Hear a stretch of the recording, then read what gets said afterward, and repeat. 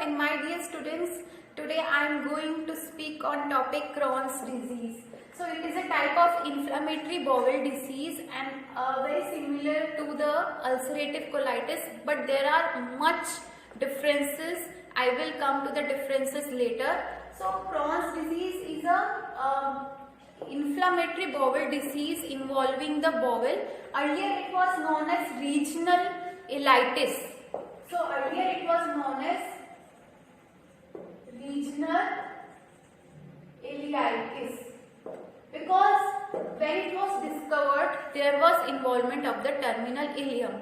But nowadays in today's scenario it is known as regional enteritis. Regional enteritis. Because there can be involvement anywhere in the GI tract. So, Crohn's disease is a chronic transmural inflammatory disease of GIT of unknown etiology, and it can attack or it can occur anywhere in the GIT tract. Mostly, it can affect the colon, the ileum, jejunum, and esophagus. So these are the parts or this bowels can get affected. So what will happen? There will be multiple ulcers and inflammation. Now first understand the etiology or the causes or the causative factors could be the immunological factors,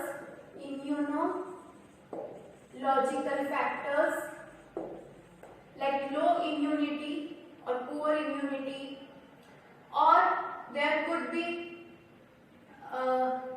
genetic factors, or there could be the infectious diseases. Now the infectious diseases or the infectious organism which can cause Crohn's disease are mainly Mycobacterium tuberculosis and measles virus. So these are the causes behind the Crohn's disease. Now let's understand the pathology. What happens? There will be involvement of the first terminal ileum. So the part will get involved is terminal ileum. There will be inflammation. So there will be inflammation and edema. There will be inflammatory changes and edema in the terminal ileum along with the formation of ulcers. These ulcers are linear ulcers. Don't forget, these ulcers which occur in Crohn's disease are linear ulcers. Then there will be fibrotic thickening. Fibrotic thickening of intestine. And this will cause or leads to the hose pipe rigidity of intestine. So this will cause hose pipe rigidity of intestine. And then there will be multiple ulcers, and the fibrotic thickening of the intestine will leads to the hose pipe rigidity of the intestine. Then there will be infiltration of the mononuclear cells.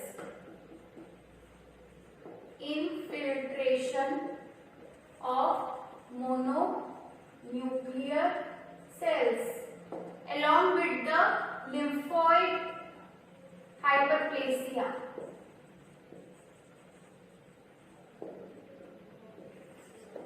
So there will be infiltration of the mononuclear cells and lymphoid hyperplasia will occur.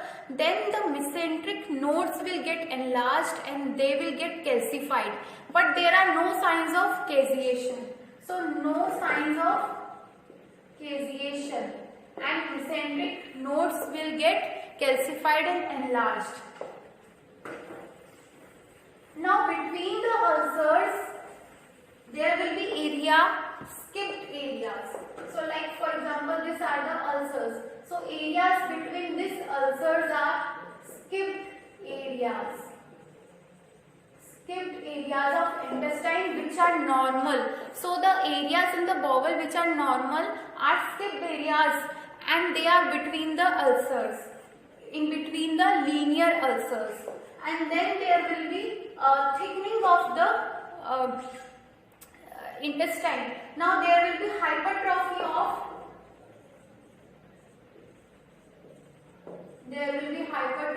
of mucosa, submucosa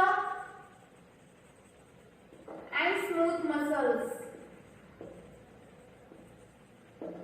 So mucosa, submucosa and smooth muscles, they all will get, so all the layers, they will get hypertrophied, thickening will occur. And then for example, I am making a rough diagram. This is the intestine. So submucosa, this is inner one is the submucosa, and the mucosa and the smooth muscles, all layers will get thickened, and the lumen will become, this is the lumen, lumen will become narrow, contracted and narrow. So that will cause what? Blockage. There will be obstruction in the intestine. So in pathology, that's how the blockage will occur and the lumen will become very narrow. Now, clinical features. In clinical features, just remember by the alphabets of Crohn's. So, C, R, O, H, N. So, what happened? C indicates colitis. Ileocolitis, there will be inflammation in the terminal ileum. Then R indicates anorectal disease. So there will be multiple ulcers in the rectal area. O indicates obstruction of the intestine.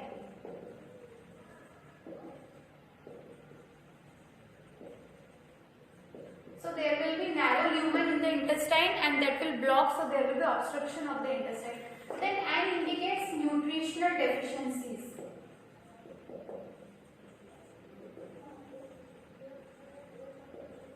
Why nutritional deficiencies?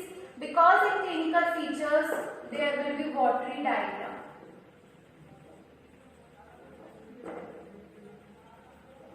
Not as of intensity of the ulcerative colitis, as we have done in ulcerative colitis, we have studied that the intensity is too much when the whole colon gets affected, so there can be 15 to 20 attacks of the diarrhea. But in Crohn's disease, the intensity is lesser. So there will be watery diarrhea accompanied with mucus, there will be no blood. Then there will be right-sided iliac fossa pain. So the pain will be in the right-sided iliac fossa.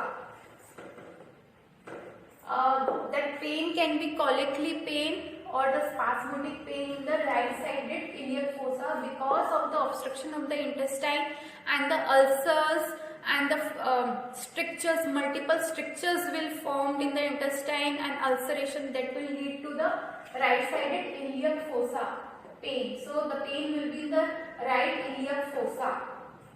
That can be severe pain. Along with there is watery diarrhea. Now the watery diarrhea will occur, then there will be nutritional deficiencies. The electrolytes and the normal essential fluids will get down, so there will be deficiencies. So there will be weight loss of patient. And if the perforation occurs or if the abscess occurs, fistula occurs, that can lead to the fever. So fever occurs when there is perforation, abscess or fistula formation.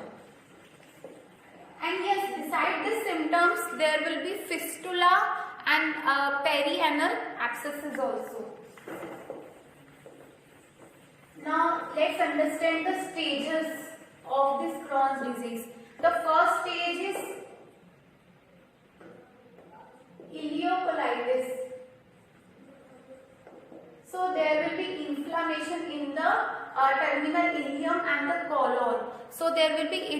changes, inflammation and the multiple ulcers will form, and so that will lead to the right sided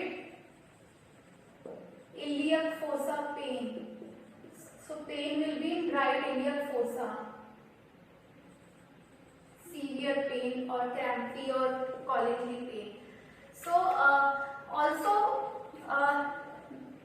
okay, I will come to that point later.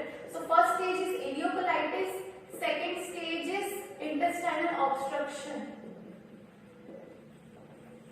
So what happened? There will be strictures formed, multiple strictures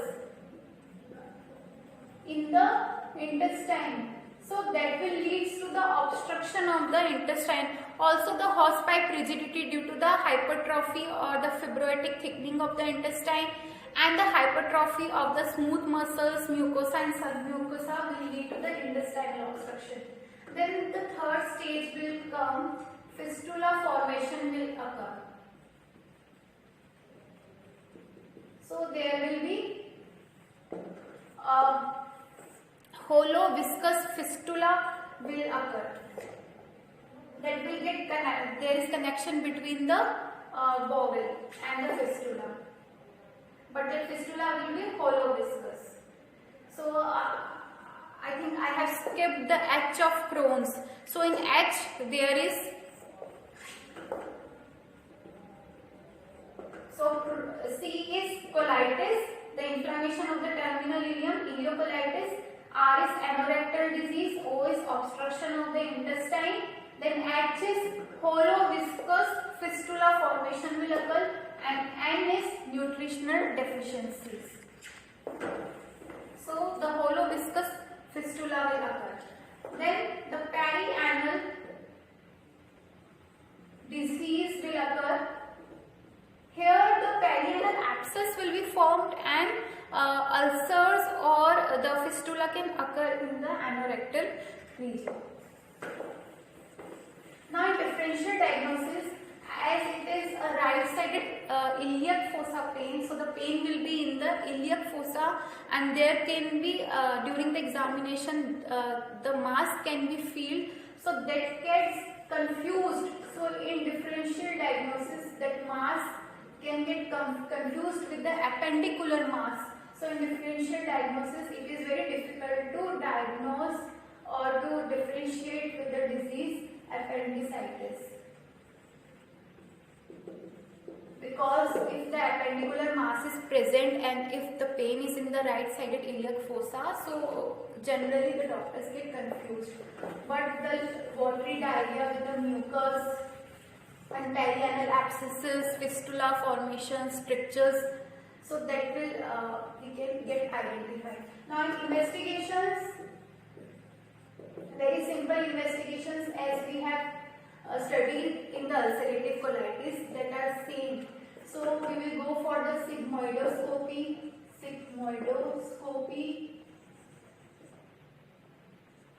we will go for the colonoscopy, then CT scan, abdominal ultrasound,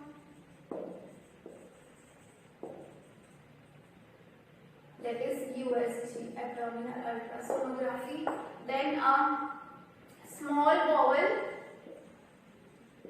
enema, and fistulography.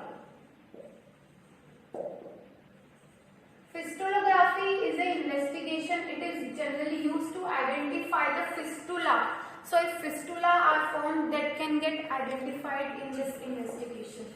Sigmoidoscopy and colonoscopy, fistulography and CT scan and small bowel enema. Now in treatment, the medicines we will choose corticosteroids. So corticosteroids are given in this, prednisone is given orally,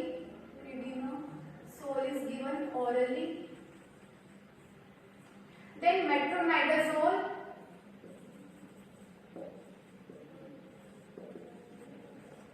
then salazopyrines, as we have studied this medicine in ulcerative ulcerative colitis also. This medicine, this salazopirines will suppress the activity of prostaglandin 1 and prostaglandin 2, and thus that will reduce the inflammation. So it will reduce the inflammation of the intestine, of the mucosa and submucosa. So these are the medicines given. Beside this, we will normalize the fluids and electrolyte balance. We will check the vitals. Then in surgery, we will go for the surgery only if there are strictures present, there is carcinoma, perforation, abscess, bleeding. So in this, if these complications are present, like perforation in the intestine, hemorrhages, bleeding, abscess, carcinomatous changes if have occurred, then we will go for the surgery. And the surgery is done on the type of bowel affected. So resection will be done depending on the type of bowel affected. So we will resect or we will remove. So colectomy, if the colon is affected, colectomy. Then if strictures are present, then we will do stricturoplasty. Stricturoplasty. Then ileocacal resection if the disease or the pathology is in the ileum and region, then we will go for the ileocacal resection. If fistula is present, then we will do what? We will disconnect the fistula with the abdominal wall, and then we will excise it.